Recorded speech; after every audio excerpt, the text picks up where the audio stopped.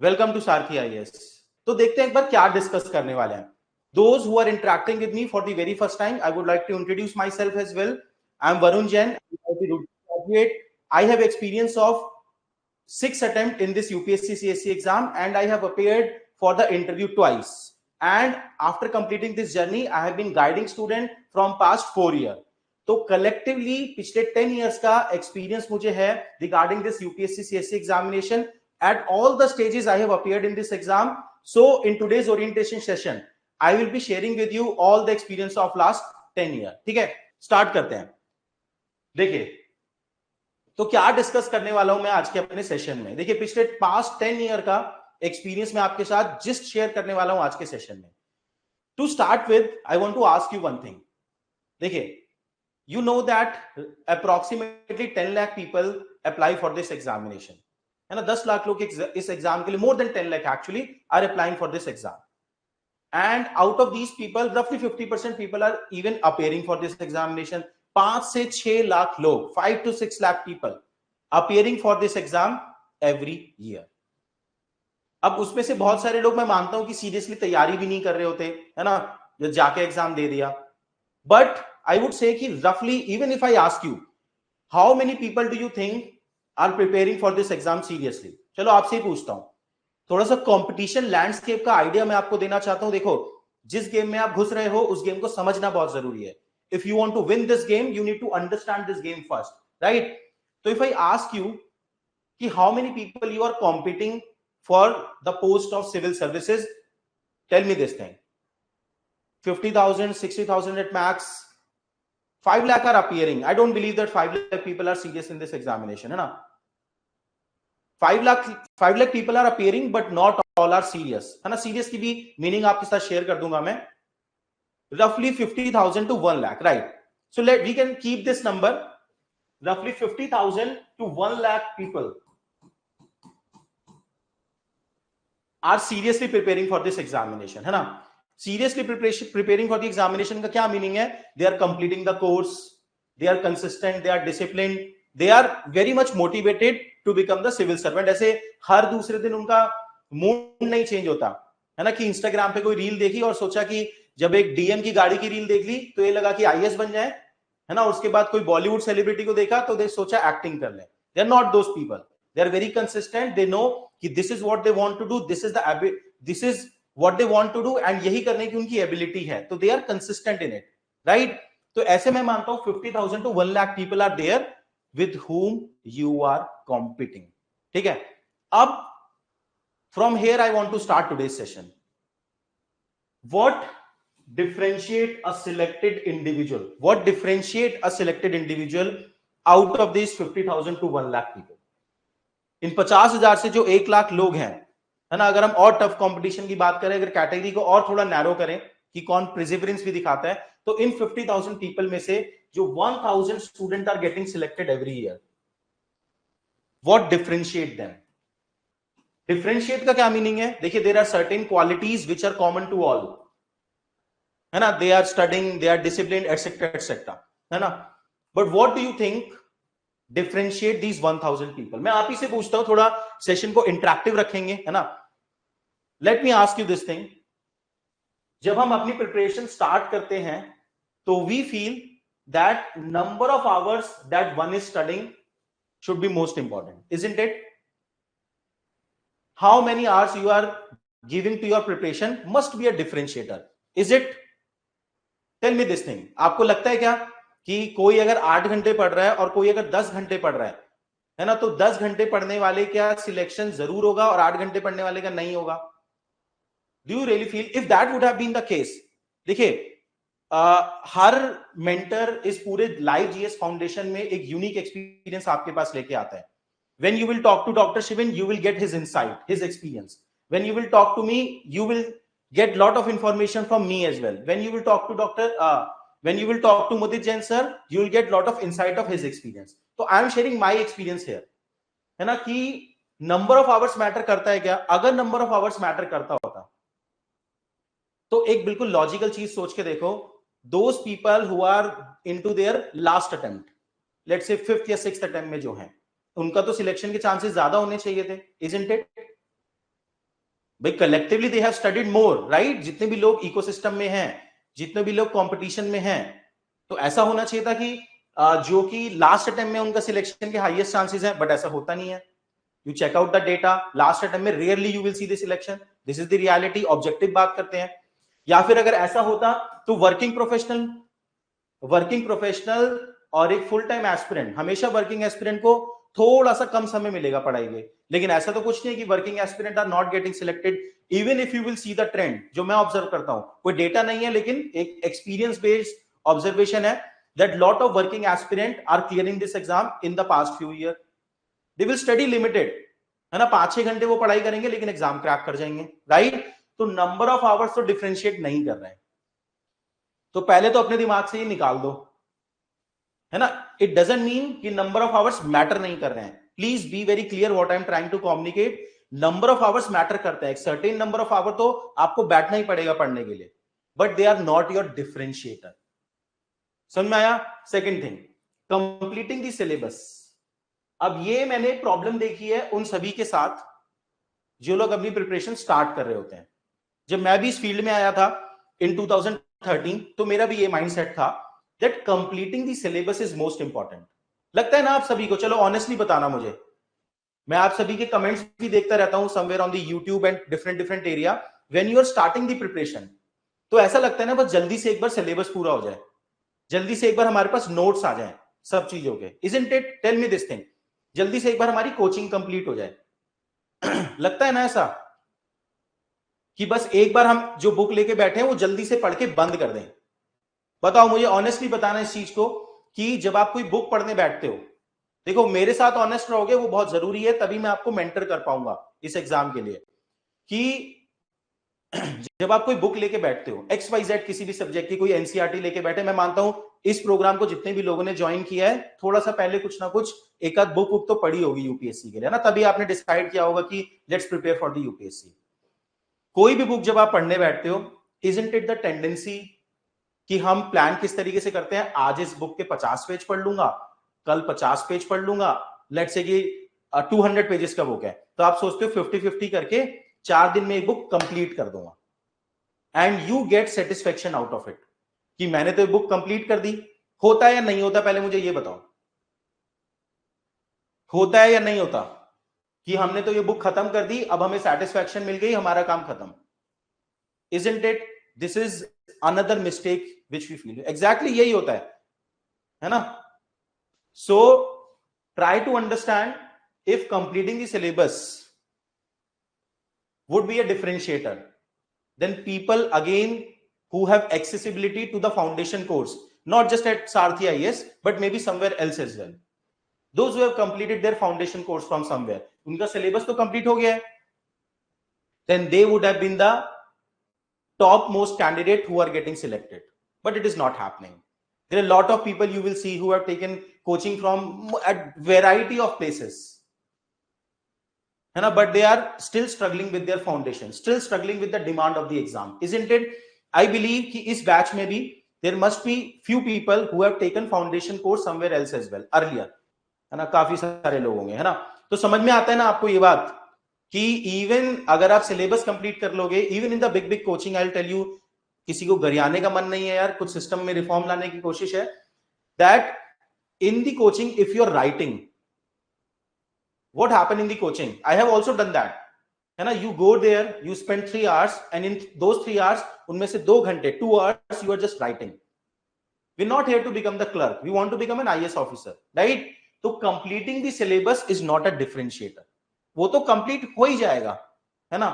तो what are the differentiators? So let's come to the point now, है ना। देखिए, I am sharing the gist of my past 10 experience here, 10 years here, that there are 3 things which I find as the most important differentiator among these 50,000 people who are getting through this exam. ये 3 most important factor है जो मैंने observe किया, इन तीनों को मैं explain करूंगा detail में आज के सेशन में। First is consolidation. मीनिंग क्या है इस बात का, एक ब्रीफली बताता हूं, फिर आगे डिटेल में डिस्कस करेंगे कि जो भी आपने पढ़ लिया है, like those people who have attended the foundation course earlier, उनकी यही प्रॉब्लम है अभी राइट नाउ कि भैया हमने सब कुछ ऊपर ऊपर से पढ़ लिया, जब हम क्लास में गए थे सब कुछ समझ भी आ रहा था, लेकिन now we don't retain, we don't have retentivity of any such content, whatever you have read in the foundation course, right? तो consolidation नहीं हुआ है, there is no consolidation. Consolidation is very important, right? Second is right strategy, है ना? देखिए, right strategy whenever you are going into any competitive game, आप किसी भी कॉम्पिटिटिव गेम में जाते हैं, चाहे पॉलिटिक्स हो, चाहे क्रिकेट हो, चाहे एग्जामिनेशन हो और एनीवेयर एल्स, आप किसी भी गेम में अगर जाते हैं, right strategy will give you a much needed edge to beat your competitor, isn't it? So right strategy is very important. Third is one's share of luck. I want to discuss that in detail, है ना? कि यार देखो, खाली सारी चीजें अपने control में थोड़ी होती हैं, है ना? You must have listened to your parents multiple times saying this thing, है ना? आप सभी का जो एज ग्रुप होगा, मैं अज्यूम करता हूं you might be somewhere between 20 to 25 years, है ना? You will see people in their 40s, in their 50s talking lot about the luck, कि डेस्टिनी होता है, किस्मत होती है, etcetera etcetera. So I want to discuss that in detail as well. तो in my opinion these three are differentiator: consolidation, right strategy and one share of luck.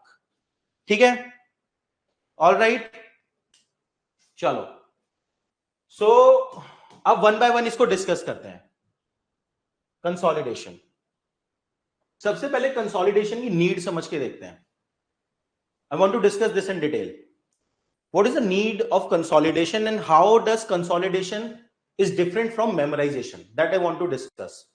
First, try to understand this exam from broad perspective. Let me ask you another question. Let's say if any candidate is getting all the right content in the very first try, jitni bhi books, whatever the books you need to study for this examination, you are hitting it right in the very first try. Even in that case, how many pages do you think an aspirant should study during their whole UPSC CSC preparation? आपसे ही पूछता हूं मैं. If you need to crack this examination, तो लगभग roughly how many pages, including your GS, including your optional, everything, prelims, mains, how many pages roughly do you think an aspirant study? Tell me this thing. Let me know in the comment box. सोचो broader, है ना? आपको market में सारे notes आपने देखे हुए हैं, है ना? इवन इन दैट केस मैं बोल रहा हूं कि जब पहली बार में सही सोर्स पता लग जाए, वो भी एक बहुत बड़ी बात होती है ना? वरना तो ऐसा होगा कि पहली बार में एक ऐसा सोर्स पता लगेगा जो कि शायद इतना रेलेवेंट ना हो एग्जाम के लिए. ऐसी गलतियां भी होती हैं इस एग्जाम में, है ना? ठीक है. सो 5,000, 8,000, 20 to 30,000, 10 to 15,000, I think in my opinion roughly अगर हम बात करें तो 10 to 15,000, somewhere 10 to 15,000 pages one need to study for this examination. 10 से 15,000 पेज आप पढ़ने वाले हो, है ना? in next 1.5 year, है ना? Now in the final mains exam, I'm explaining you the need of the consolidation, right? In the final mains examination, look, mains is the nucleus of this exam, prelims is just a qualifier, है ना? and mains में if you're getting somewhere, let's say 60 to 70 marks above cutoff, then your rank is assured, and even if you are getting 150, 160 marks in the interview, then you can be ensured कि कुछ ना कुछ rank आ रहा है. That's why I always believe कि mains is the nucleus of this exam. Now in the final mains examination, out of these 10 to 15,000 pages, roughly how much content do you actually write on the paper? Actually वहां पे paper में how much content you are writing? In my experience, जो मैंने 4 mains दिए हैं, roughly 200 pages of content. Roughly 200 pages of content you actually write in those sheets. है ना? इससे ज्यादा कंटेंट वहां पे लिखने का स्पेस होता नहीं है, ना समय होता है ना? अब ट्राई टू अंडरस्टैंड. ये जो 10,000 पेजेस आपने पढ़े, इसमें से 200 pages of content if you are writing, तो क्या चीज मैटर करेगी? क्या मोस्ट इंपॉर्टेंट स्किल है? जो चीज मैं आपको पॉइंट आउट कराना चाह रहा हूं, नोटिस करना, 10,000 पेजेस या 10 to 15,000, इवन लेट्स से कि जो लोग बोल रहे हैं 20,000 पेजेस, हर कोई पढ़ लेगा. कौन सी बड़ी बात है बताओ? 1 साल नहीं 2 साल में पढ़ लेगा, इससे ज्यादा क्या हो जाएगा? तो वो तो डिफरेंशिएटर है ही नहीं. डिफरेंशिएटर क्या है? हु हैज दिस स्किल कि इन 10,000 पेजेस को वो 200 पेजेस में समराइज कर सकता है, कंसोलिडेट कर सकता है. You able to understand this thing कि यहां पे डिफरेंशिएटर है ना, यहां पे नहीं है, ये तो पढ़ ही लोगे, है ना। If you are young, let's say you are in the age group of 20 to 25, तो करियर बनाना है, मेहनत तो कर ही लोगे, कौन सी बड़ी बात है मेहनत में, इंडिया में इतना डेमोग्राफिक डिविडेंड है। You need to focus on differentiators, the differentiator is consolidation. समझ में आया नीड क्या है? दूसरी चीज और समझाता हूं मैं आपको नीड की, यहां पे कंसोलिडेशन की। Look, your mains examination schedule is very hectic. I think in the yesterday session, Dr. Shivin has also shared this thing with you. In the mains examination, you write essay on the day 1, that is 3 hours. On the next day, you write GS 1 and 2, 3 hours in the morning, 3 hours in the afternoon. On the next day, you write 2 GS paper, GS 3 and GS 4. So mains is very hectic. मतलब when you will be giving your first mains ना, आपको realize होगा कि जिसे आप कई बार बोलते हो ना, I'm feeling very tired, कि टायर्डनेस का क्या लेवल होता है। When you will give the mains examination, you will definitely realise this thing, है ना, कि यार 6 घंटे दिन के अंदर लिखना, वो भी इतना सारा कंटेंट, इतनी वाइड वैरायटी ऑफ सब्जेक्ट पे। There are wide variety of subject, है ना। जीएस 1 में हिस्ट्री है, ज्योग्राफी है, सोसाइटी है, इवन 7 मिनट्स और 11 मिनट्स में आपको वो लिख के आना है। You need to retain the content in a manner कि अगर मैं से आपको सोते हुए उठाऊं ना, तो आप content उगलो। You understanding this point? Content should be internalized at that level that even while you are sleeping, you can retain the content, right? समझ में आया?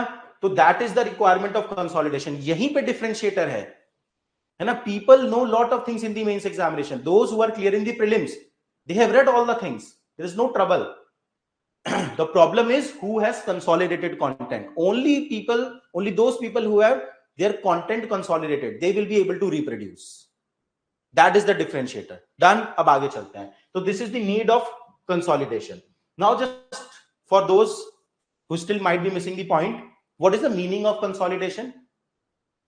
Consolidation का meaning क्या है? देखिए, there is a difference between consolidation and memorization. कुछ लोग ये सोचते हैं कि यार सर कंसोलिडेशन पे इतना एम्फेसिस दे रहे हैं, कंसोलिडेशन क्या है? रट्टा है, बस रट लो, है ना। रटना जिसे आप बोलते हो, it is memorisation. There is a difference between consolidation and memorisation. Try to understand that. देखिए, memorisation is something which you study today, you will rectify it, you will memorize it, and you will try to reproduce it in next 2 or 3 days, and in after 1 week you will forget it. That is memorization. समझ में आ रहा है memorization का मतलब क्या है? आपने रटा, मेमोराइज किया, 2 दिन बाद एग्जाम में उल्टा, जैसे आप अपने शायद यूनिवर्सिटी के एग्जाम देते थे, कॉलेज के एग्जाम देते थे, right. Most of the college में 90% ऐसे ही एग्जाम दिए जा रहे हैं। मैं आईआईटी रुड़की से हूं, आईआईटी में भी ऐसे एग्जाम दिए जा रहे हैं। This is the reality, right. रटा, 2 दिन बाद एग्जाम में लिख के आए, उसके बाद 4 दिन बाद नहीं पता कुछ क्या था, ठीक है ना। All the engineers tell me this thing. कितने लोगों को इंजीनियरिंग आती है आज के टाइम में, है ना, जो आप कॉलेज में पढ़ के आए हो? तो वो था मेमोराइजेशन।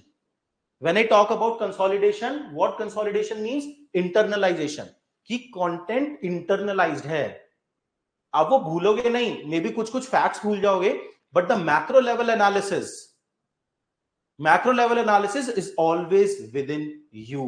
आपको रिकलेक्ट नहीं करना पड़ रहा, that comes very organic to you. That's why you will see any person who has seriously prepared for this exam have lot of knowledge, क्योंकि वो नॉलेज इंटरनलाइज्ड है। समझ में आया? डन। नेक्स्ट, अब ये तो बात हो गई मीनिंग एंड नीड क्या है कंसोलिडेशन की। नेक्स्ट पॉइंट पे आते हैं, हाउ इट इज डन। कि सर हमारे काम की बात तो ये है, how we can consolidate the content, that we need to discuss, ठीक है। तो उसे डिस्कस करते हैं। देखो, now again one question I want to ask you. In the last slide, we had discussed that roughly 10,000 pages you study for this exam, right? मतलब वो तो मिनिमम कैप है, प्रॉब्ली वो उससे ज्यादा ही जाएगा, है ना। Now tell me this thing honestly. Is it possible to consolidate everything that you study? है ना। एक एग्जांपल लेके बताता हूं। आपने जब कोई एनसीईआरटी जरूर पढ़ी होगी स्टार्टिंग में इस एग्जाम की प्रिपरेशन के लिए। When you were studying the NCERT, starting में क्या लगता है? Everything is important. किस किस के साथ होता है बताओ? कि हम एनसीईआरटी लेके बैठे and we were trying to underline और keep important things in the bold, और हमने सारी बुक ही रंग दी, मतलब हर चीज हमें इंपॉर्टेंट लग रही है. Tell me this thing, isn't it the phenomena? जब आप पहली बार स्टडी करते हो कोई भी चीज, आपको ऐसा नहीं लगता कि सारी चीजें इंपॉर्टेंट है? आप हर चीज अपने नोट्स में डालने की कोशिश करते हो,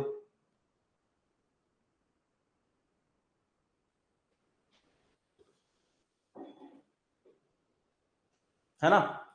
तो यही प्रॉब्लम है, consolidating everything is not possible.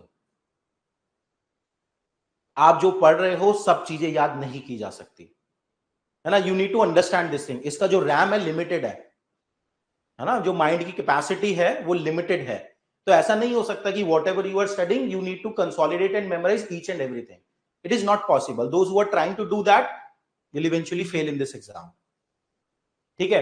तो the most important thing, the first thing for the consolidation is filtration, है ना? बताओ मुझे, ये कितने कितने लोगों ने सुना है किसी न किसी टॉपर को बोलते हुए कि इन दिस एग्जामिनेशन, बताना मुझे कितने लोगों ने बात टॉपर्स को बोलते सुना है, इन दिस एग्जामिनेशन क्या पढ़ना है उससे ज्यादा इंपॉर्टेंट है क्या नहीं पढ़ना है? सुना है आपने? ये एक बहुत कॉमन फ्रेज टॉपर्स यूज करते हैं कि क्या पढ़ना है क्या नहीं पढ़ना है, दोनों ही चीजें इंपॉर्टेंट हैं. बताओ, have you heard about this? देखिए, कोई बात अगर कोई बार बार टॉपर बोल रहा होता है ना, तो उसने उस चीज को बहुत ज्यादा फील किया हुआ होता है, और मैं चाहता हूं कि आप स्टार्टिंग में उस चीज को फील करें. सुना है ना? तो ये यही है कि आपको सबसे पहले फिल्ट्रेशन करना पड़ेगा. Whatever the content you are studying, all the information is not important for the consolidation purpose. There might be few information which are there for your conceptual understanding. Once you understand the concept, that information might not be that important for you. Then there might be certain information on which UPSC are asking very less question, probably may not be asking any question from past 3-4 years. So that information might not be important for you, right? ठीक है? तो filtration करना बहुत जरूरी है कि जो हम पढ़ रहे हैं इनमें से which point and which statement are important for us. समझ में आती है ये बात आपको? अब फिल्ट्रेशन कैसे करेंगे कि सर चलो समझ में आ गया कंसोलिडेशन के लिए फिल्ट्रेशन करना है, अब फिल्ट्रेशन होगा कैसे? The most important aspect for filtration is PYQ. Why topper everyone keep on professing about PYQ, past year question? क्यों बोलते हैं पास्ट ईयर क्वेश्चन पढ़ने चाहिए पढ़ने चाहिए पढ़ने चाहिए? एक बात बताना मुझे honestly, I'll ask you this thing. Have you seen the prelims examination syllabus? Have you seen the prelims examination syllabus provided by UPSC? Official syllabus I'm talking about. In the yesterday session, Dr. Shivan has also shared that syllabus with you. अब tell me this thing honestly, by looking at that syllabus, can you understand exactly what you need to study? The syllabus which UPSC has provided is much broader. I'm talking about prelims right now, not mains. In the prelims examination, the syllabus provided by UPSC is much more broader. They have just written polity. अब polity में क्या पढ़ना है? क्या उसकी boundaries है, वो कैसे पता लगेगा? पॉलिटी में तो कुछ भी आ सकता है. ऐसा तो नहीं हो सकता कि हम पॉलिटिकल साइंस के ग्रेजुएट बन जाए अपनी जीएस क्रैक करने के लिए, राइट? तो this is the core problem of this exam, I would say. In the prelims examination, the syllabus is not defined at micro level, which is done in the main stage. Mains में तो किया हुआ है ना. ये एक बहुत important point है जो आपको समझना है मेरी प्रिपरेशन की स्टार्टिंग में. प्रीलिम्स में माइक्रो सिलेबस को यूपीएससी ने डिफाइन नहीं किया है, वेरी अनफॉर्चुनेट. इसी वजह से this is the precise reason you will find out कि every year after prelims student keep on saying ये क्या पेपर आ गया अनएक्सपेक्टेड, क्योंकि सिलेबस की बाउंड्री डिफाइन नहीं की यूपीएससी ने. But in the mains examination you have this advantage. In the mains micro topic define किए. They have not just written society इन GS1. सोसाइटी के 9 टॉपिक्स हैं which they have provided and luckily UPSC question भी वहां से पूछ रहे हैं. ठीक है? So PYQs are your bible especially for the prelims examination. Mains के लिए भी है ना? But to understand कि क्या कंटेंट फिल्ट्रेट करना है, which content is important, you need to follow PYQ, है ना? समझ में आया?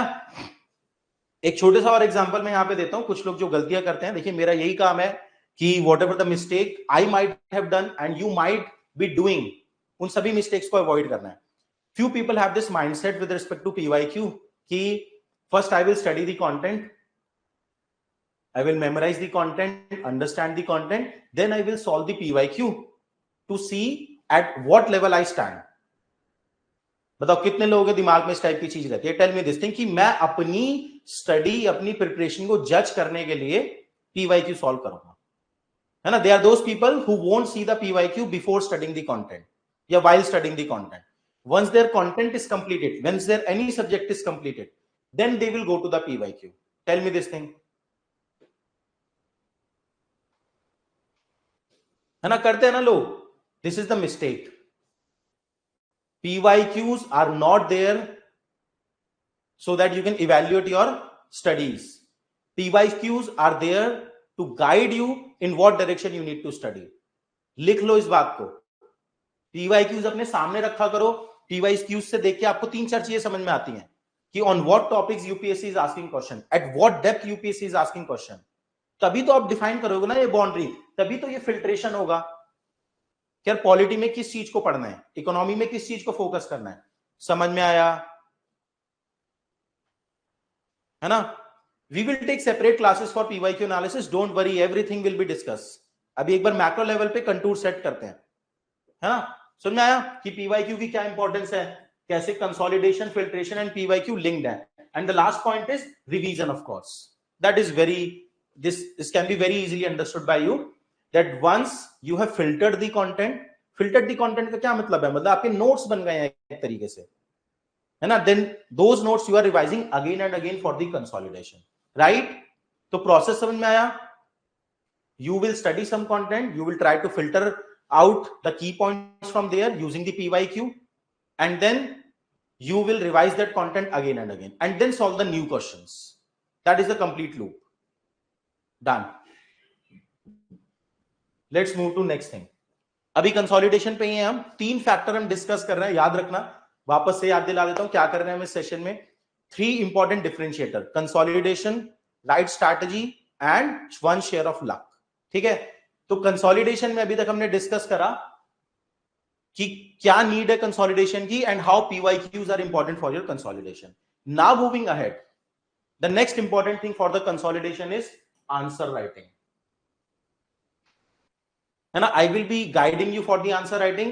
So in detail, you have lot of queries regarding answer writing. कब से करनी चाहिए, कैसे करनी चाहिए, everything I will discuss in detail, है ना? So first try to understand कि answer writing की importance क्या है in consolidating the content. You always think about कि answer writing की importance है finally exam crack करने के लिए, ठीक है ना? हम process पे focus करते हैं. I am saying कि अगर आपको content consolidate करना है तो answer writing is very important. Why? 2-3 point mention करना चाहूंगा. देखिए, first, if you want to internalise any content, आप कभी भी लाइफ में ऑब्जर्व करना, if you want to internalise any content, then question answer format is the best way forward. कोई भी चीज अगर आप एब्स्ट्रैक्ट तरीके से याद करने की कोशिश करोगे ना, मतलब एब्स्ट्रैक्ट मतलब जो कि सिंगल मोनोलिथ हो, उसको रिटेन करना बहुत डिफिकल्ट होता है. बट कोई भी चीज अगर आप क्वेश्चन आंसर फॉर्मेट में याद करोगे ना, बचपन में अगर आपने पढ़ा हो तो आप जज कर सकते हो इस बात को. It is easier to retain the information, to consolidate the information in question answer format, है ना? And once you do the answer writing, है ना, listen it very carefully. Once you do the answer writing, the all the content which you are reading is getting stored in your mind in question answer format rather than in just the form of raw content which you study. ठीक है? ये समझ में आया? Next, once you write something it goes into your permanent memory, है ना? ये phenomena आपको समझ में आएगा, है ना, कि जब आप कुछ भी लिख के देखोगे किसी भी टॉपिक पे, व्हेन यू विल राइट, एक तो आपने पढ़ा उस टॉपिक को, खाली पढ़ने से कंसोलिडेट नहीं होने वाला, है ना? Once you will write any answer on that topic, that content will go into your permanent memory. ये बात याद रखना, है ना? मैं काफी बार लोगों को बोलता हूं, जैसे बताता हूं यहां पे, इसको क्लीन करके एक बार. लोग सोचते हैं प्रोसेस ये है कि हम पहले कंसोलिडेट करेंगे, first we will achieve that, then we will move to answer writing. People think this is the process. Absolutely not, है ना? You can never consolidate the content without answer writing. Answer writing is the integral part of that consolidation. Answer writing करते करते ही consolidation होगा, ना कि consolidation करके answer writing होगी. Got it? Done. Let's move to next thing, है ना. नेक्स्ट थिंग क्या है? एक और इंपॉर्टेंट वेरिएबल है जो कि आंसर राइटिंग करते हुए आपको हेल्प करता है कंसोलिडेशन में. देखिए, as I have said earlier that you study रफली 10,000 पेजेस. 10,000 पेजेस में से 200 पेजेस का आपको कंटेंट चाहिए, है ना. While doing the answer writing, वो जो फिल्ट्रेशन की हम बात कर रहे थे ना, वो फिल्ट्रेशन अपने आप होता है. How? When you write the content ना, when you write the answer, है ना, in the limited time and the limited space which is provided by UPSC, you understand कि कौन सा कंटेंट अननेसेसरी है. इसका सिंपल सा एग्जांपल देता हूं मैं आपको, है ना. एक चीज बताना मुझे ऑनेस्टली कि ऐसा होता है आप सभी के साथ, sometimes when you read newspaper और any other content in this preparation in the last 1 month, let's say you came across certain concept or certain quote. कोई ऐसा कोटेशन होता है जो न्यूज़पेपर में हमें देख के लगता है अरे तो क्या बात लिख दी, मजा आ गया.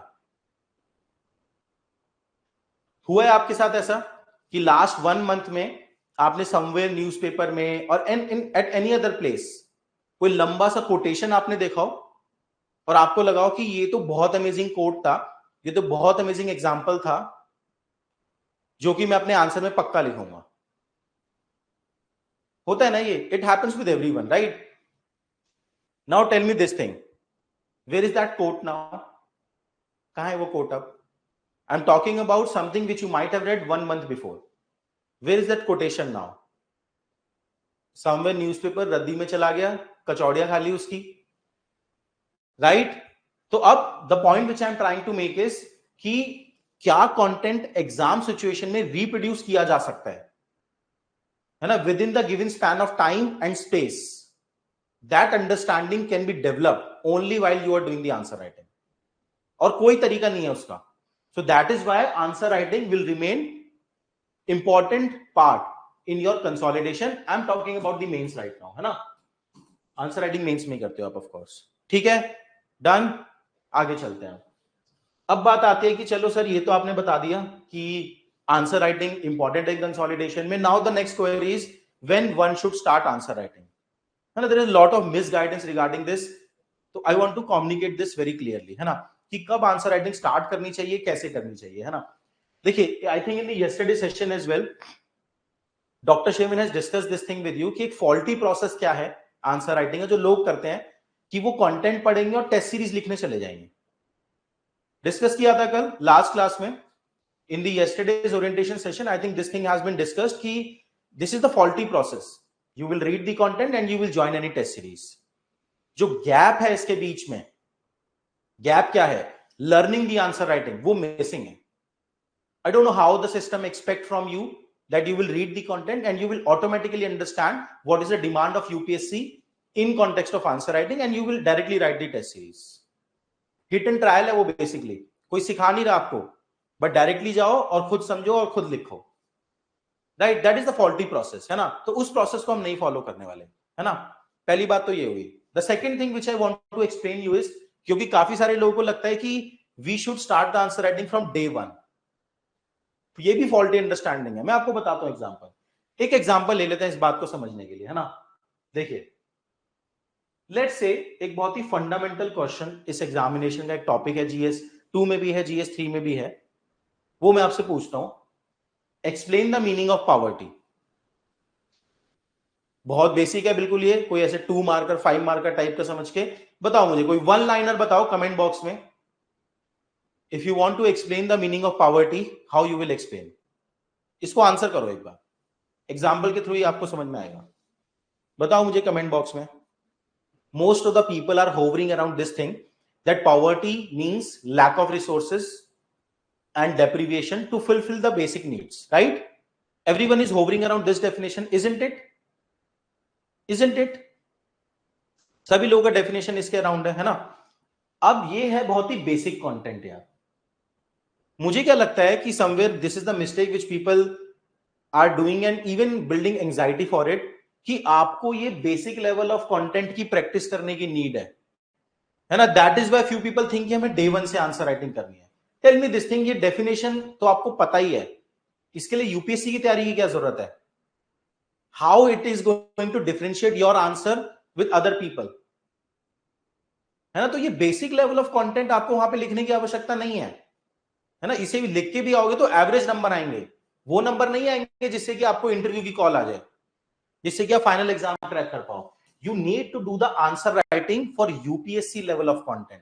Let's say if I'm talking about the poverty, you need to explain in detail. Maybe a basic definition you can start with, but further you need to explain कि poverty multiple तरीके से define किया गया है, income level भी हो सकता है, nutrition level भी हो सकता है. इंडिया में बहुत सारी कमेटी आई है, रंगाराजन कमेटी, लकड़वाला कमेटी, उसका इवोल्यूशन आपको दिखाना है, how they have explain the meaning of poverty. फिर इंटरनेशनली पॉवर्टी कैसे डिफाइन की जाती है, ऑक्सफोर्ड ने किस तरीके से डिफाइन किया है, मल्टी डायमेंशनल पॉवर्टी का कॉन्सेप्ट क्या है, पॉवर्टी किस तरीके से economic poverty, mental poverty etcetera हो सकती है. तो all those keyword which I have thrown you, है ना, in last 10 second, all these are the keyword which UPSC is searching for. This is what UPSC level content is all about. समझ में आया? तो जब तक आप ये यूपीएससी लेवल ऑफ कंटेंट आपके पास है ही नहीं, तो what is the point of answer writing? ऐसे तो कितने पेज काले कर लो, हम करते रहो, इनके बीच चल रही है, पेज भी लिख रहे हैं और हम अपने आप में खुश भी हो जाएंगे कि हम तो लिख के देख रहे हैं, हम तो आंसर राइटिंग कर रहे हैं. बट उस आंसर राइटिंग का फायदा क्या है? Is it that level of content which UPSC expect from you? Not at all. So in my opinion there is no point in answer writing from day one. First focus on your content and then, ये भी नहीं मैं कह रहा आपको कि last में करो, first focus on your content, and once the basic content is built up, then you need to do the answer writing, है ना? यूपीएससी लेवल कंटेंट लिखो, है ना? अगर और ज्यादा ऑब्जेक्टिफाई करना चाहो इस बात को, तो in my experience these are the two essential things for to start the answer writing. दो चीजें इंपॉर्टेंट है मेरे ख्याल से. सबसे पहला, यार सबसे पहले जो भी सब्जेक्ट है, लेट्स से हम इकोनॉमी का कोई टॉपिक लिख रहे हैं, इकोनॉमी के किसी टॉपिक पे if you are trying to write some answer, then first we need to have understanding of all the concept of economics, isn't it? ऐसा थोड़ी हो सकता है कि I have started the economy section, मैंने पहला टॉपिक पढ़ा लेट्स से कि बैंकिंग, एंड बैंकिंग पे कोई क्वेश्चन मैंने लिखना स्टार्ट कर दिया without studying the sector of economy. How can you write the answer on the banking with in a topic, with in a subject? Polity की बात करें, इकोनॉमी की बात करें, ज्योग्राफी की बात करें, all the topics are interlinked. You can never write the good answer without understanding one subject holistically. That is the first thing that is required, है ना? Second important thing है capacity to interlink variety of subject, है ना? अब मान लो कि आप कोई पॉवर्टी पे आंसर लिखने जा रहे हो, मैं आपको इस क्वेश्चन को अगर बढ़ा दूं, इसके बाद मैं पूछूं what are the reason for poverty, reason क्या है पॉवर्टी के, तो you need to interlink the subject. एक पॉइंट आप पॉलिटी से लिख के आओगे कि because of poor governance, because of the corruption in the country, है ना, पॉवर्टी इज देयर. फिर एक पॉइंट आप सोसाइटी से लेके आओगे कि because of lack of skill, lack of health, lack of education, human potential is low, that is why there is poverty. एक पॉइंट आप समवेयर शायद इकोनॉमिक्स से लेके आओगे, कोई इंटरनल सिक्योरिटी से ला सकते हो. तो you need to interlink these subject, isn't it the basic essential to do the answer writing?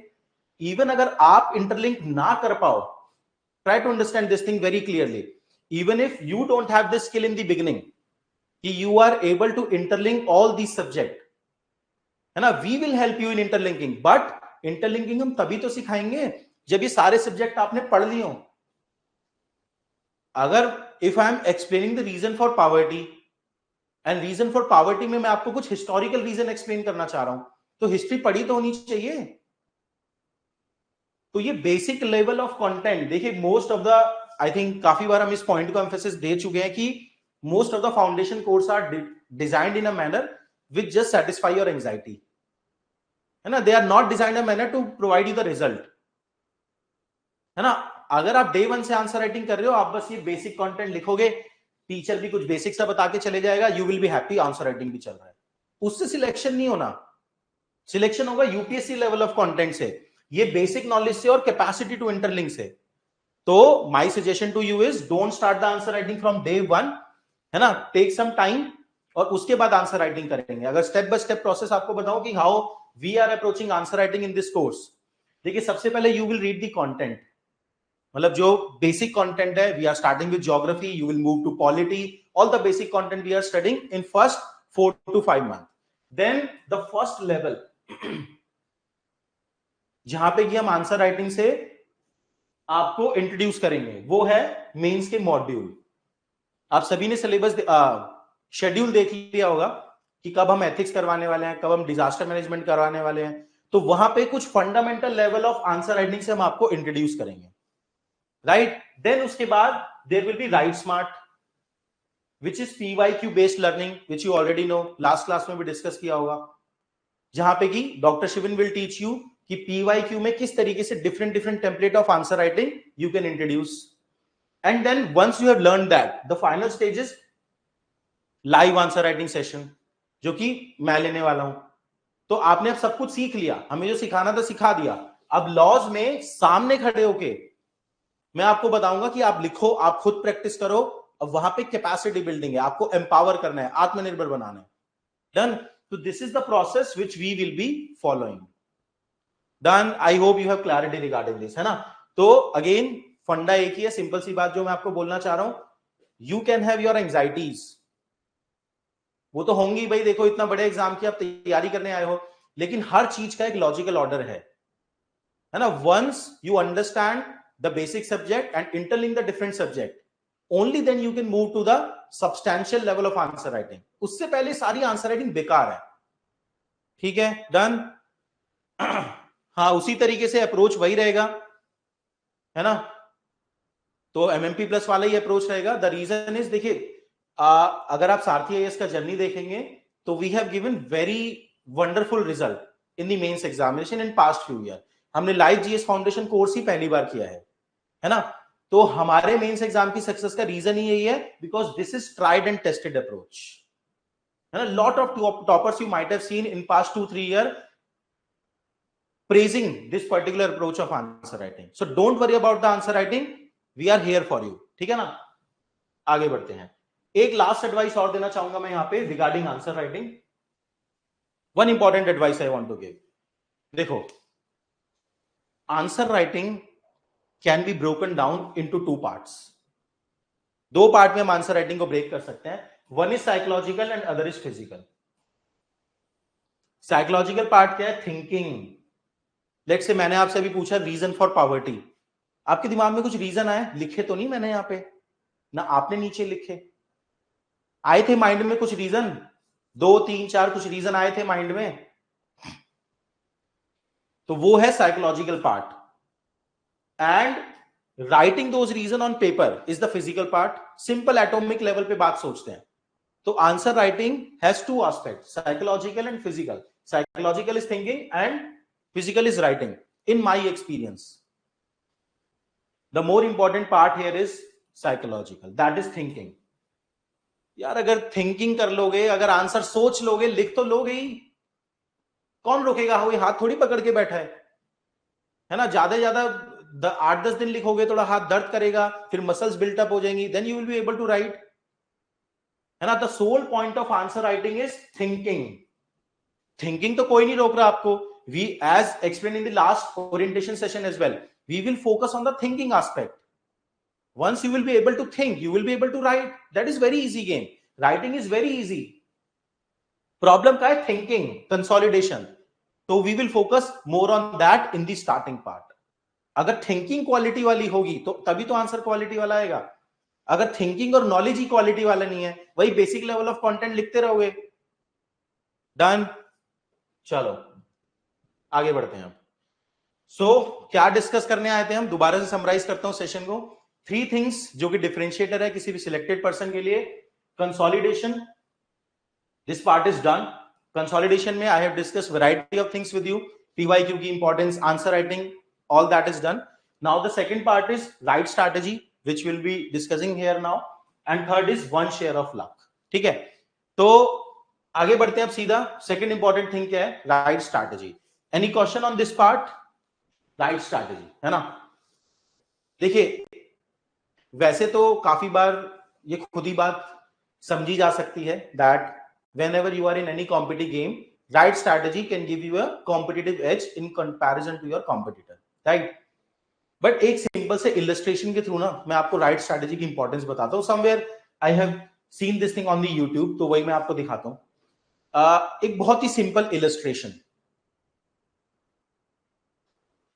Let's say if you are thirsty, आपको प्यास लगी है, आप पानी पीना चाहते हैं, and you have this bottle of water. मैंने आपको ये बॉटल ऑफ वाटर दी, आपने इसको ऐसे ओपन किया और आपने पानी पी लिया. Isn't it? It is very easy for you because you understand how it is done, isn't it?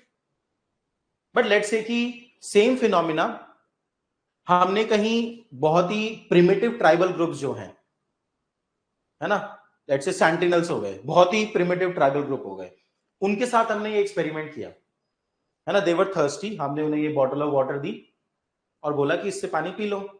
Obviously they will not understand your language first, but they will understand that this is water and they want to drink it. Then how they will try to open the bottle? Tell me this thing. वो क्या करेंगे इस bottle को open करने के लिए? या तो इसमें होल करने की कोशिश करेंगे या इसको ऐसे खींचने की कोशिश करेंगे. Isn't it? They will try to break the bottle because they don't know that it can be done this easily, right? Isn't it? Very simple illustration, है ना. Brute force they will be using, yes part, absolutely, है ना, because they understand that only, है ना. तो अब by this simple illustration आप इसको लाइफ के हर स्टेजेस पे लगा लो.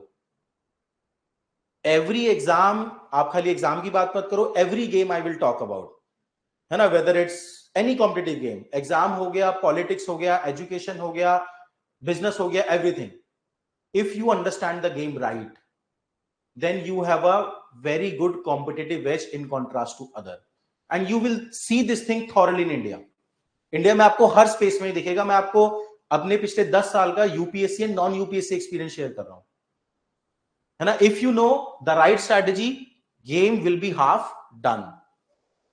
जैसे यहां पे अगर आप यूपीएससी में एग्जांपल देखेंगे, tell me this thing, honestly बताना, those people who have somebody in their core family who have cleared this examination, and they are the ones who are guiding the younger ones.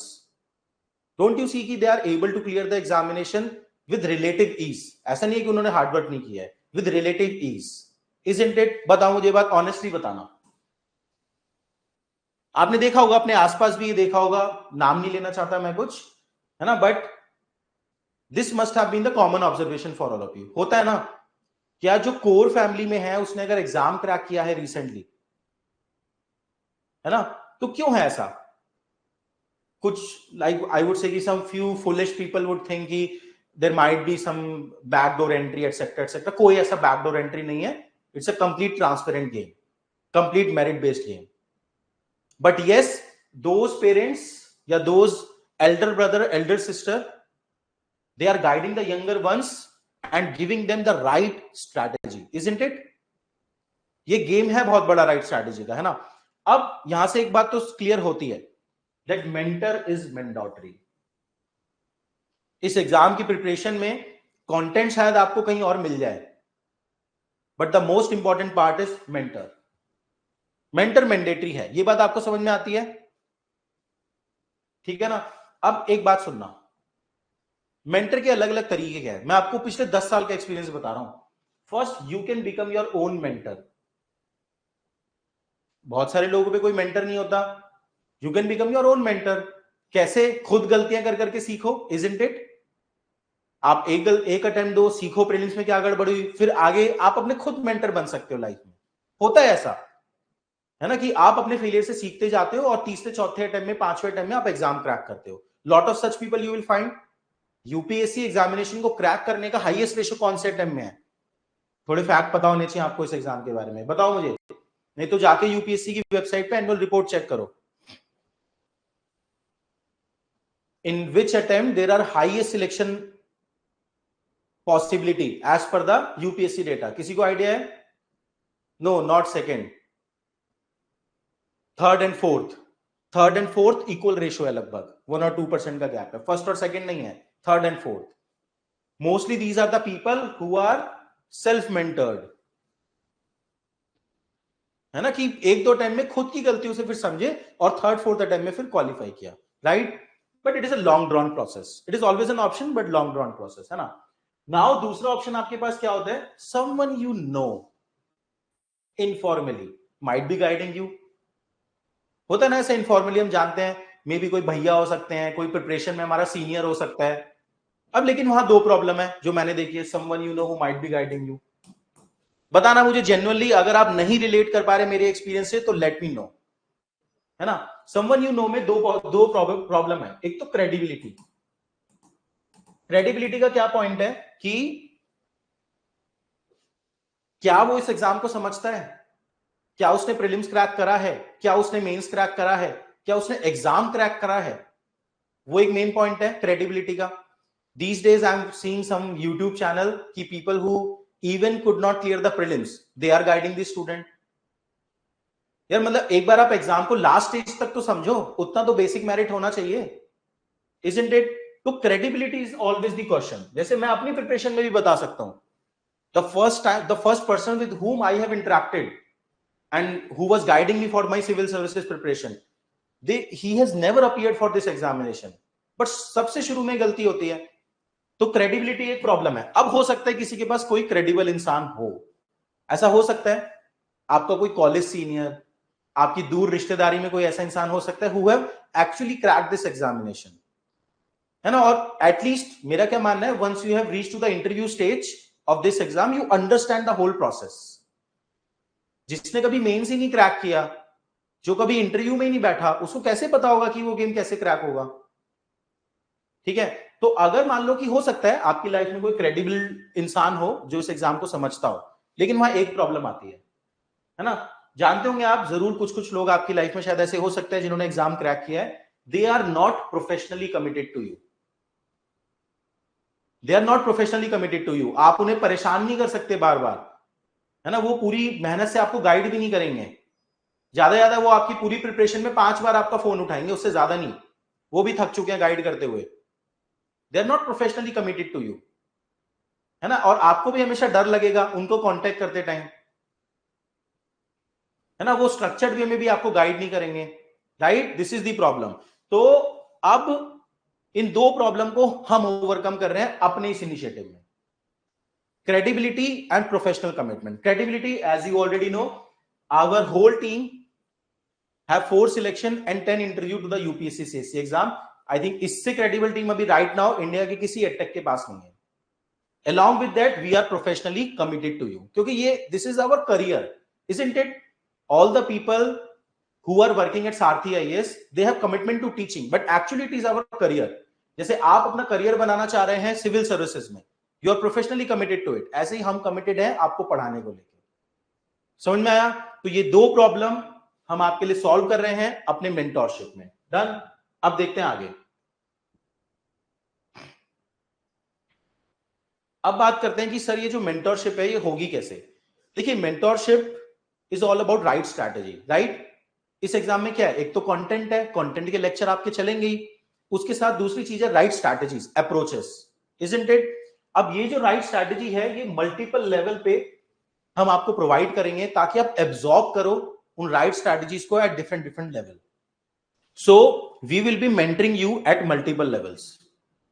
कैसे कैसे levels हैं वो सोच के देखना आप. बहुत ही मेटिकुलसली डिजाइन करा गया है पूरा मेंटरशिप इनिशिएटिव. देखिए, एक तो आपको सब्जेक्ट के स्ट्रैटेजी सेशंस होंगे. When you are starting geography, when you are starting polity, there need to be a session जहां पे कि आपको बताया जाए कि सब्जेक्ट के ब्रॉडर कॉन्टूर्स क्या हैं, यूपीएससी कितने क्वेश्चन पूछ रहा है इस पर्टिकुलर सब्जेक्ट से, है ना, ताकि आप इंपॉर्टेंस डेजिग्नेट कर पाए उस पर्टिकुलर सब्जेक्ट को, राइट. तो subject strategy session, that is the first fundamental level of mentorship, है ना, which will be taken by concerned faculty. So for example, on the 3rd of June, Monday onwards, in the first session, Pallavi ma'am will discuss geography strategy with you. That is the first level. Second level आता है general strategy session. Now there are certain things in this examination which everyone need to follow. For example, notes कैसे बनाना है, for example, MCQ कैसे solve करने हैं, isn't it? For example, PYQ कैसे analyse करने हैं. All these are the general things which are common to all. So these session will be taken by our mentors, है ना, which the team of which will be led by me, ठीक है ना. Mostly I will be taking these general strategy session, few session will be taken by Dr. Shivin, few other session will be taken by Mudit sir as well. ठीक है, समझ में आया. Then comes the third level, है ना. Third level क्या है? Zoom sessions. Zoom sessions में क्या होने वाला है? All the people in this course will be divided into small groups. Small groups like जैसे क्लास में होता था, जिसे कोहर्ट बोलते हैं, है ना. एंड इन सभी के साथ हम रखेंगे जूम सेशन ग्रुप में. डन. एंड ये जो सेशन होने वाले हैं, this will be taken by mentor who have minimum appeared for the interview in this exam. That is the qualification criteria we are keeping. ऐसा नहीं होना चाहिए कि जिसको यूपीएससी नहीं समझ आता वो आपको मेंटर कराए. That is our commitment. ठीक है. तो minimum who have appeared for the interview will be taking zoom session with you, है ना. इस जूम सेशन कैसे होगा, कब होगा सर, ये ग्रुप कैसे पता लगेगा? It will all B done by June 9th, है ना. तो मैं आपको एक डेडलाइन दे रहा हूं, है ना, कि आपके जो ग्रुप्स एलोकेट होंगे, मेंटरशिप सेशन की इंफॉर्मेशन कैसे मिलेगी, जूम का लिंक कहां से मिलेगा, है ना. Everything will be done by 9th June. Why? We keep 1 week buffer so that all of whom who are joining this course, है ना, थोड़ा सा प्रिपरेशन एक मोड में आप आ जाओ, तभी जूम सेशन का फायदा है ना. इसके लिए एक डिटेल सेपरेट वीडियो मैं आपको प्रोवाइड कर दूंगा कि how you will get to know your group and from where you are going to get the zoom session link. Don't worry about that. We are doing it from past 3 years, है ना. तो we know how to done it, चाहे कितने ही बच्चे आ जाए. Don't worry about that. ठीक है. तो these are the different level at which we will be mentoring you. Done. तो ये तो प्रॉब्लम सॉल्व हुआ राइट स्ट्रैटेजी का. अब आते हैं अपने लास्ट पॉइंट पे, है ना. 3 कंपोनेंट हमें डिस्कस करने थे. Right consolidation, right strategy, and the third component is 1 share of luck, है ना. An interesting one. ठीक है. मैं आपसे पूछता हूं, सबसे पहले आपके ओपिनियन जानना चाहता हूं, कितने लोगों को लगता है luck has no place in your success? तो थोड़ा सा डिफाइन करते हैं. कुछ इंपॉर्टेंट चीज यहां पे डिस्कस करना चाह रहा हूं मैं यहां पे. देखना, देखो भाई, लक क्या हो सकता है? पहले व्हाट इज लक? लक को अलग अलग तरीके से डिफाइन किया जाता है. कुछ लोग बोलते हैं कर्मा. कर्मा मतलब योर पास्ट एक्शन, है ना. उस हिसाब से डिसाइड होता है कि what you will be getting in this life, है ना. एक कुछ लोग उसे डेस्टिनी बोलते हैं कि I am destined to become this person, लिखा था ये, तो इस तरीके से बोला जाता है. तो हर किसी का अलग अलग नजरिया है इस लक को देखने का. कुछ लोग जो इसे चांस बोलते हैं कि कई बार तुक्का लग जाता है ना, सब चांस वाली बात है, राइट. कुछ लोग, which I actually believe, it's a probability game. It's a probability game. ठीक है. वॉट एवर इट इज, आप इसमें से कुछ भी बिलीव कर सकते हो, है ना. लेकिन एक चीज हम मानेंगे कि it is an essential N element which you can't control. ठीक है ना. कर्मा हो, डेस्टिनी हो, चांस हो, प्रोबेबिलिटी हो, है ना. फॉर ऑल ऑफ अस, आप कोई भी आपका फेथ सिस्टम हो सकता है ना. लेकिन essentially this is an element which we can't control. ठीक है ना. अब if we can't control it, then what should be done about it, है ना. एक सिंपल सी बात आपको समझाना चाहता हूं यहां पे. देखो यार, मैं जैसा कि बोल रहा हूं कि आई बिलीव कि it is a probability game, है ना. It is an element which can't be control. आपकी जो सक्सेस है ना किसी भी इनिशिएटिव में, किसी भी कॉम्पिटेटिव गेम में, it is a variable of multiple things. x plus Y plus Z, ऐसा समझ लो ये आपकी सक्सेस की इक्वेशन है ना. इसमें जैसे अगर यूपीएससी की बात करें तो x is all about, let's say कि your aptitude, y is about your hard work, z may be a variable which is not under your control. So your success equation has multiple variable. Now there are certain variable which are under your control and there is just one variable which is not under your control, जिसको मैं बोल रहा हूं luck, chance, etcetera, whatever you want to call it. तो simple सा फंडा तो ये है, देखो भाई, control what is controllable to the maximum extent. मतलब जो कंट्रोलेबल वेरिएबल हैं उनको पीक पे ले जाओ, मैक्सिमम कर दो. और जो अनकंट्रोलेबल वेरिएबल है, don't think about it, don't worry about it. Everything, rest of the thing will fall in place. May not be first attempt, may be second attempt. हो सकता है आपने सब कुछ अगर अपनी तरफ से कर लिया है ना, आपने बाकी सारी वेरिएबल, बाकी सारी चीजें जो कंट्रोलेबल हैं, आपने सब अपनी तरफ से कर लिया है ना, may be luck was not in favour that this year, may be next year you will see lot of candidate getting through this examination with single digit rank in their third attempt, isn't it? आप बताओ, आपने बहुत सारे topper देखे होंगे, पहले 2 attempt में prelims भी नहीं हुआ, थर्ड अटेम्प्ट में सीधा single digit rank, isn't it? Lot of people you have seen in that category. How they have done that? They have made sure कि what is controllable, है ना, उन वेरिएबल्स को उन्होंने मैक्सिमाइज करा and they waited for their turn, है ना. तो have this faith and determination that you will focus on the variable which are controllable and don't worry about the uncontrollable. बस जो कंट्रोल में है उस पर फोकस करो, है ना. तो कैसे फोकस करें, कौन से वेरिएबल है जो कंट्रोल में है, उसको समझ के देखते हैं, है ना. बिकम एन आइडियल एस्पिरेंट, कैसे करना है ना. How we can control those variable. You try to become an ideal aspirant. Very important discussion I want to have with you, है ना. आइडियल एस्पिरेंट कौन होता है? The one who has maximum chances to clear the exam.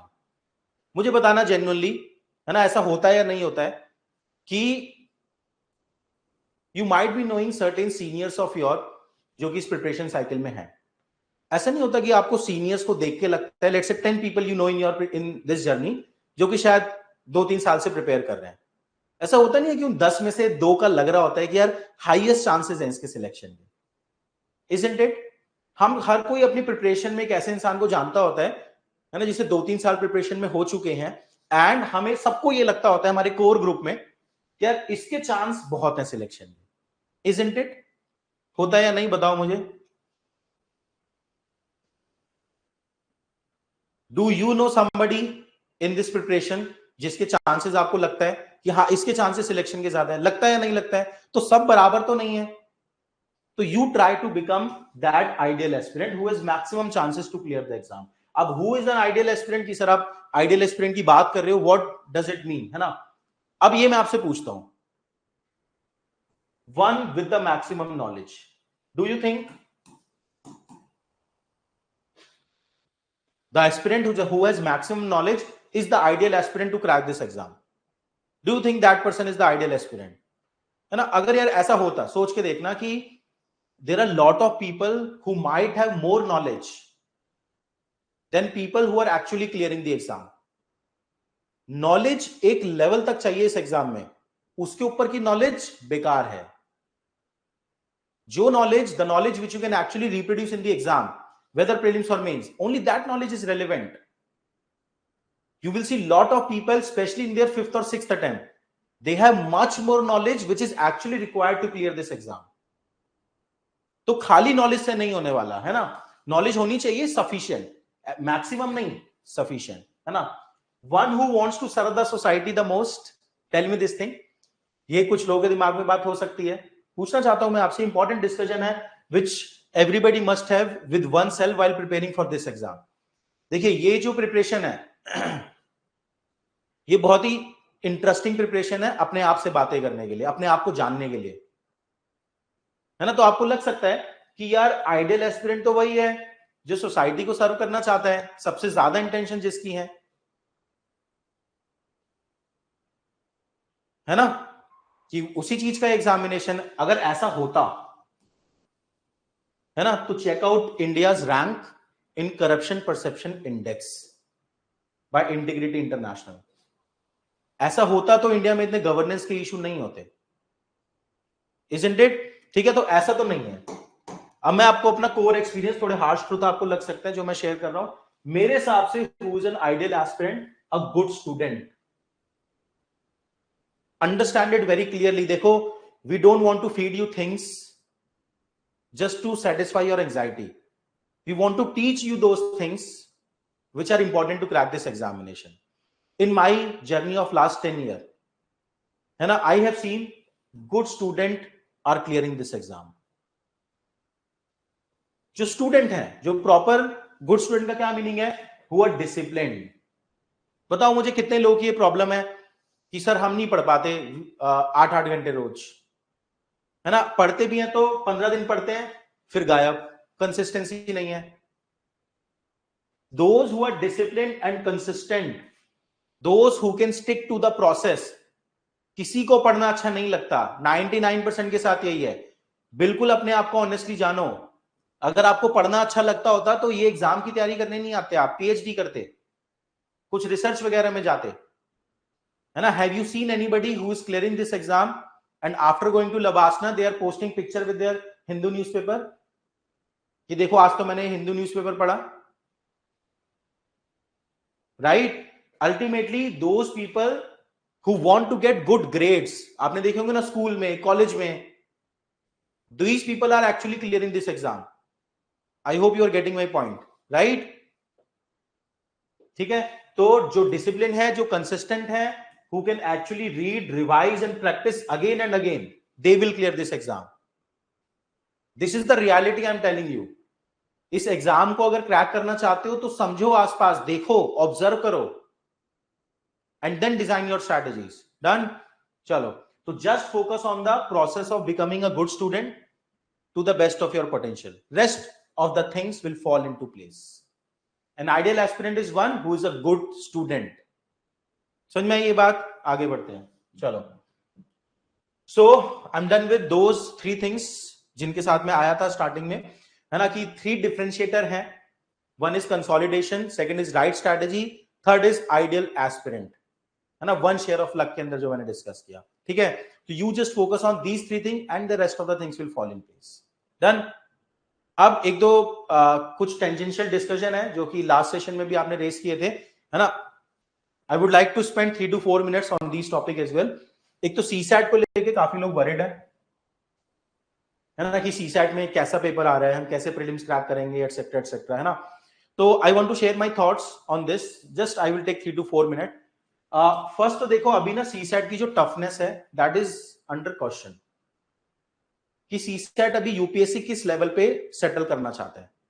All of you understand this thing कि जो last year का prelims examination आया वहां पे CSAT was much tougher, very very tough exam they have taken last year, है ना। अब will CSAT be this much tough in this year prelims as well? That is under question. तो first I would suggest कि wait for this year prelims, only then we can predict in what direction UPSC is taking CSAT, ठीक है। Second point which I want to make is कि जैसे somebody commented, एक ही बात में बताता हूं, कि यूपीएससी कैट लेवल पेपर बना रहा है, यूपीएससी कैट लेवल पेपर बना रहा है, ठीक है, मान लिया मैंने यूपीएससी कैट लेवल पेपर बना रहा है, but do you need CAT level of aptitude to crack this exam? ये सबसे बड़ा क्वेश्चन है। उन्हें बनाना तो कैट लेवल पेपर, तो आपको कैट लेवल एप्टीट्यूड की रिक्वायरमेंट नहीं है। क्यों नहीं है? क्योंकि it is just a qualifying paper, है ना। ये बात समझने में लोगों को 1-2 साल लग जाते हैं कि आपको सारे क्वेश्चन थोड़ी सॉल्व करने हैं। जैसे लास्ट ईयर यूपीएससी ने प्रीलिम्स एग्जामिनेशन में CSAT was tough, but in the CSAT section actually logical reasoning and quant was tough, but last year also they have made one section easier, that is comprehension. Within comprehension there were 27 question, out of those 27 question easily बता रहा हूं मैं आपको 24-25 question could have been made corrected, very basic comprehension they have asked. तो when they make certain section difficult, they made other section easy as well. और आपको तो collective marks बनाने हैं। All you need to understand is कि आपको उनको बनाने दो कैट लेवल पेपर, वो एंजाइटी हटा दो कि आपको कैट लेवल की प्रिपरेशन करनी है, आपको प्रिपरेशन करनी है और पेपर सॉल्विंग स्ट्रैटेजी समझनी है, ताकि आप बेसिक 66 मार्क्स वहां पे ला पाओ, ठीक है। बाकी don't worry about the CSAT, we are also waiting for this year prelims so that actually we can decide at what level we need to study the CSAT, ठीक है। तो वेट करते हैं थोड़े टाइम इस साल के प्रीलिम्स का, then we will be covering the whole CSAT in the CSAT foundation itself, don't worry about that. चलो डन, ये समझ में आया?